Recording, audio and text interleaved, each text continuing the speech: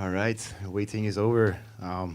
So pleasure to be here. My name is Gauthier. I'm the founder at Zyfai, and this is my 6th edition at ECC. And today we're going to talk about why DeFi agents can beat humans and curators. So a bit about us and me. I've been building products since 2021 around account abstraction and DeFi. And I'm going to ask you guys a question today is who is using DeFi on a daily basis? All right. For those who didn't raise their hands, well, you guys are very lucky because honestly, DeFi UX management and security still sucks today. I still hate, interacting with different protocols, moving my funds between chains. And agents and AI is solving this. It's abstracting all the complexity and making it accessible for users. But let's just see what is really an agent, if you really think about it. It's something that senses environments, something that thinks. The thinking part could be LLM-based or just purely deterministic. And also it's something that acts based on these things. So the agent will serve a huge market in the next years. There's going to be $1 trillion of stablecoins on chain. And the agentic-driven economy is going to go between $3 to $5 trillion of total volume by 2030. And out of all these stablecoins and volume, there's going to be only 80% of these stablecoins generating yield. Now let's look at how AI has evolved. Eventually, we've seen the GPT-3 models for researchers, technical people. Then we've seen Claude, ChatGPT consumer assistants, and over the last couple months, we've seen personal agents like OpenClaw. And there's been a huge surge around this, and it's going to be the same for DeFi. Everybody's going to have their personal DeFi agents to do certain things on chain, and even agents are going to act autonomously and do things as well. Now, if you look at the total TVL around on-chain capital allocation, which is mostly handled by curators and humans, it's around 20 billion right now that are allocating funds into DeFi. Out of those 20 billion, only 0.5% is actually handled in around DeFi agents, right? Which is really small. It went to 250 million, then it went down to around 60, 70 million. So the industry is still very nascent, but there's a lot to go to with the total 20 billion that's out there. So now let's look at the agentic space as a whole. On chain. So we've seen different types of agents like trading agents, such as Banker, who some of you probably already know. It's been really interesting. It was an agent's wallet connected to an LLM through Telegram. So you could just talk to it, say, hey, I want to do like DCA on ETH. I want to have a limit order. I want to launch a token. So this worked really well because they were able to surf on the wave of OpenClaw and people looking to create projects in the crypto space. So people were launching tokens through Twitter, through their agentic wallets. And recently, we've seen Coinbase launch their agentic wallets, OKX, MoonPay. So we're really starting to see things rise up and having different types of agents. So there's trading agents, there's betting agents. I think you all know. So all that's around sentiments, XBT, DeFi Llama as well. And then this is the category which has gained the most attention and traction. It's the yield agents. So this is where we fall under. So it's basically agents that look at different lending markets and try to find the best rates for users to generate yield on. It's also agents that monitor different risk in different markets to make sure that users always get the best risk-adjusted yield across DeFi. So now I'm going to introduce you Zyfai and how we envision this. So it's pretty simple. You can see it like an SMA, right? So separately managed accounts in traditional finance, but managed by an agent. So what I mean by that is that you just come with your wallets. We create a smart account for you, so it's basically like your own smart wallet. And then you sign session keys. So the session keys is basically you giving policies to a specific agent to do certain things. So you're basically giving constraint aspects of contracts they can interact with. So for example, if the agent is compromised, he can't just send funds to the wallets or do any type of weird transaction. So once that is done, user just deposits USDC. And in here, this is where the Zyfai agent comes into play. So it looks at the size of your wallet, it looks at the different opportunities, and then it allocates your USDC into the best yielding opportunity. Now, if you have like a bigger amount of funds, it can look at all these opportunities and split your funds into different vaults to basically increase your APY and also de-risk your position. So it's also something that monitors the market 24/7, monitors the risk, and we've built a consumer app where anybody can come, create the wallets, deposits. We've also built an SDK, so for neobanks, centralized exchanges, to provide yield agents to their users.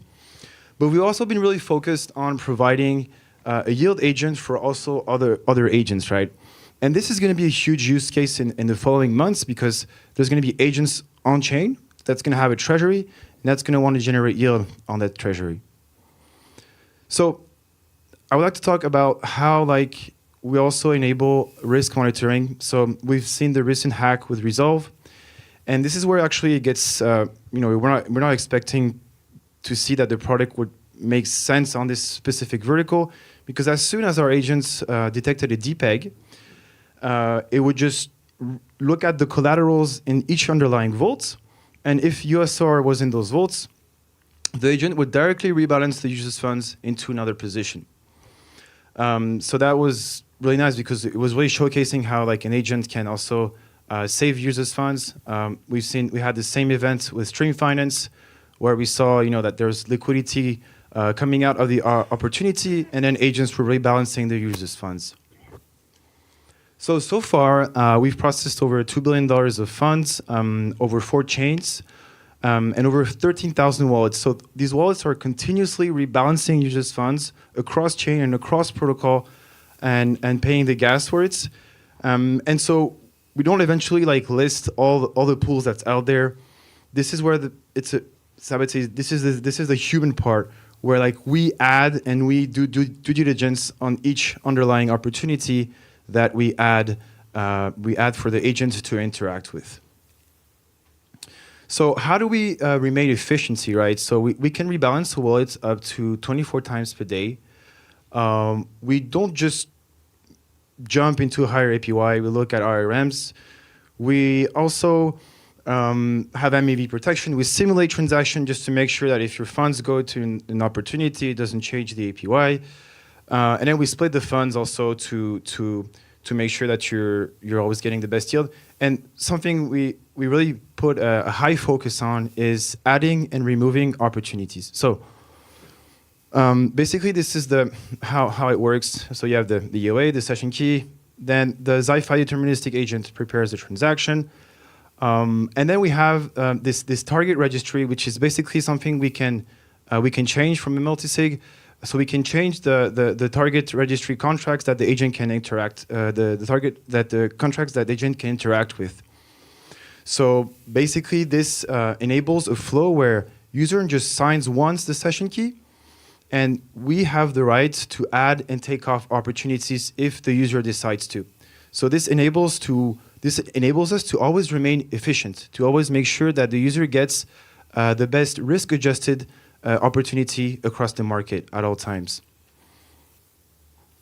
So this is a user who deposited 10K. Here you can see all the different opportunities that the agent can interact with. And this user, for example, was rebalanced 64 times over the last 3 months, generating over 7% APY. So yeah, all this is all the transactions you see, the gas is abstracted. User doesn't have to interact with each underlying opportunity. This is all done autonomously for him. So in other words, Zyfai is this sort of invisible force which just does everything for you, while you also keep some sort of control and some customization of what the agent can do. So it auto rebalance, auto compounds, claim rewards, and it's your wallets. You're not pulled into a vault with thousands of other people, and you're just giving away your money giving control over your money to some curators, and you can personalize everything you want directly as well. So yeah, we were in an offsite, and this is a funny story, but we see Zyfai agent as gnomes. So gnomes were like mystical creatures that used to handle wealth in the Swiss mountains and in an invisible way. And yeah, I like to compare this to gnomes, and we've done this now for smart wallets, but we're also providing the same technology to vaults. So basically, what we're doing is that we're wrapping the smart wallets that we created, that users create, into vaults, so that, in other words, you can deploy a vault in a couple of seconds and then handle it directly through our agents.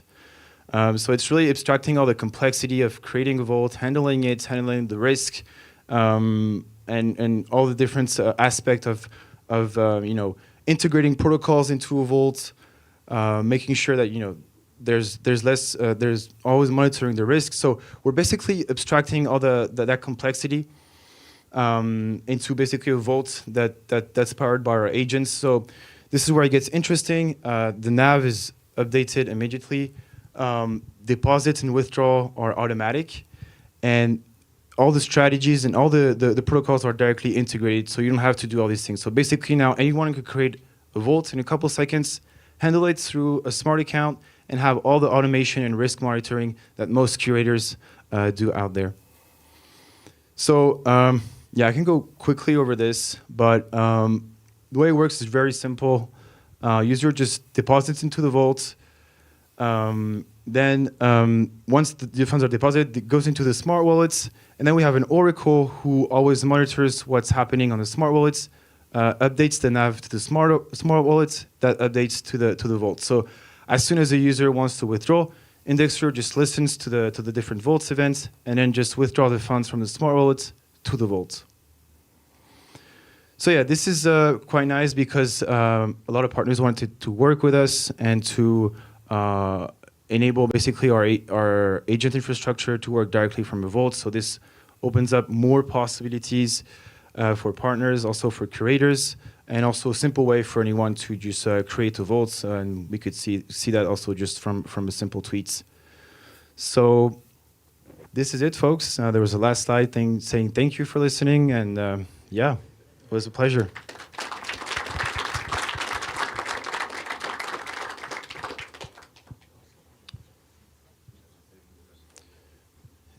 Any questions here?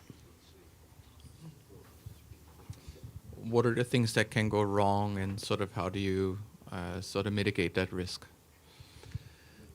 Well, I mean, the things that can go wrong is but what we've seen with the Resolv hack and stream finance, agents can, we have 13,000 wallets, so sometimes they cannot act as fast. So now we're just improving the efficiency of this and making sure that it's going to act even faster in the future. That's one aspect.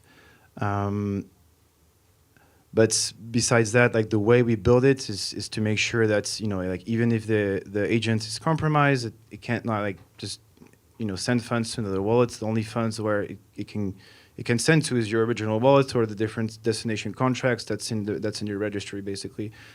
So yeah, we try to think a lot about different edge cases, but for now that's the only things we see. Maybe there's some other things that we didn't see, but that we believe that right now this is something which is really secure and efficient.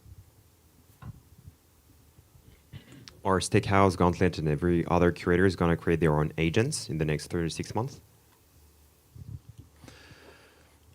That's a good question. They could do so, but there's a long road way to go before doing so. So, yeah, we'll see. We'll see, maybe. Yeah.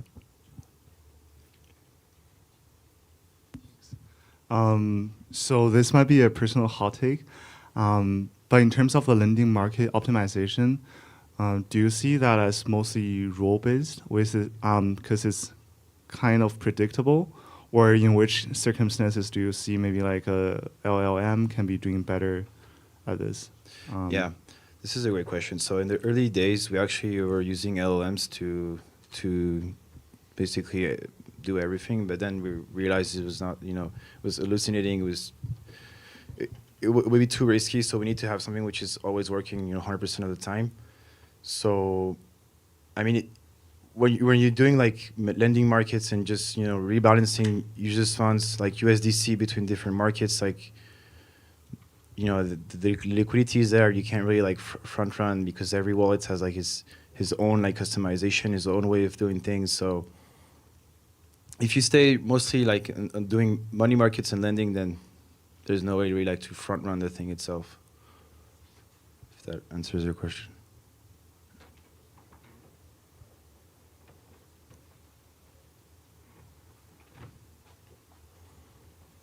All right. Well, thank you for listening and have a nice day.